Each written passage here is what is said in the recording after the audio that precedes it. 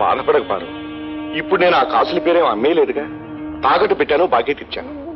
పారు, అయిన వాళ్ళకు బాకీ పడి ఉండటం కంటే తల తాకట్టు పెట్టైనా బాకీ తెచ్చడం మంచిది. ఇది నువ్వే మనసులో పెట్టుకోకు. అమ్మాయి పెళ్లిలోగా నేను ఆ కాసుల పేరు ఎలాగైనా విడిపిస్తాను, సరేనా?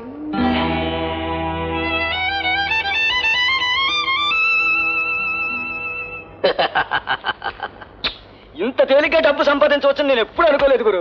ఏదైతే ఉందిరా, ఆ ముసలాడి తిక్క కుదిరింది. కనిపించని పెళ్ళాం పేరు చెప్పి మనల్ని ఆట పట్టించిపోయాడు.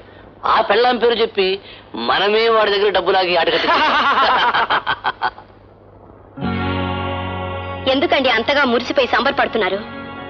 ఏం ఘనకార్యం చేశారని, ఏం సాధించారని?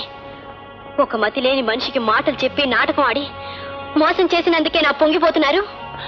సీత గారు, ఏమిటి మీరు అనేది?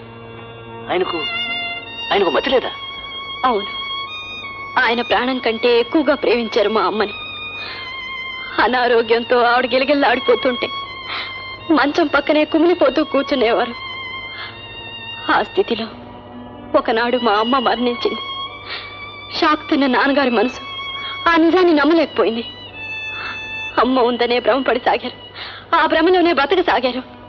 ఖాళీ కుర్చీల్లోనూ ఖాళీ మంచం పైన మనం చూడని ఆవిడే ఆయన కనిపిస్తుంది, ఆయన బ్రతికిస్తుంది.